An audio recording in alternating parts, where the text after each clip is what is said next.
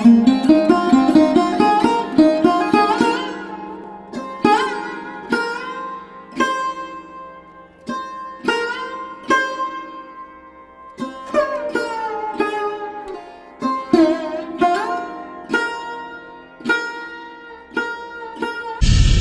நம்பி, இப்போது நான் உனக்கு போதிக்க இருப்பது அடிப்படையான சில தர்மங்கள்.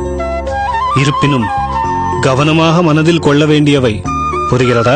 அப்படியே சுவாமி. அடிப்படையான தர்மங்கள் என்றால் பலவிதமான தர்மங்கள் இருக்கின்றதா சுவாமி? ஆம். சாதாரண தர்மம், விசேஷ தர்மம், ஆபத்துக்கால தர்மம், காலதேச தர்மம், யுத்த தர்மம், ஆசிரம தர்மம், இப்படி பல தர்மசாஸ்திரங்கள் உள்ளன. இதில் அவசியமானதை உனக்கு உபதேசிக்க விரும்புகிறேன். உபதேசியுங்கள் சுவாமி.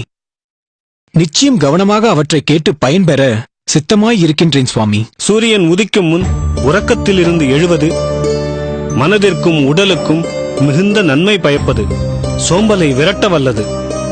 விதித்த கர்மங்களை விருப்பமுடன் செய்வது எதிர்பார்த்த பலன்களை அள்ளி கொடுக்கக்கூடியது. எதை மனப்பாடம் செய்வதற்கும் காலை பொழுதே மிகவும் உகந்தது. உணவு உட்கொள்ளும் முன்பு 2 கால், 2 கை, முகம், வாய் இவற்றை சுத்தம் செய்து கொள்ள வேண்டும். நகத்தால் முகத்தை கிள்ளக்கூடாது. பற்களால் நகத்தை கடிக்கக்கூடாது. அப்படி செய்வதால் தரித்திரம் வருமா சுவாமி? தரித்திரம் வருகிறதோ இல்லையோ, நிச்சயம் அஜீரண கோளாறுகள் வரும். வயிற்றில் புண்கள் ஏற்படும். சரி, மேலே சொல்கிறேன், கேட்டுக்கொள். ஆகட்டும் சுவாமி. ஒரு மனிதனுக்கு உண்மைதான் தாய், அறிவுதான் தகப்பன், தர்மம்தான் கூட பிறந்தவன், தயவுதான் நண்பன், அடக்கம்தான் மனைவி, பொறுமைதான் மகன். இவை ஒட்டுமொத்தமும் சேர்ந்ததே நம் குடும்பமாக இருக்க வேண்டும். கடன் இல்லாதவனே பாக்கியசாலி, வியாதி இல்லாதவனே செல்வந்தன். தர்மம் சத்தியத்தால் காக்கப்படுகிறது. கல்வி தீவிரமான பயிற்சியால் காக்கப்படுகிறது.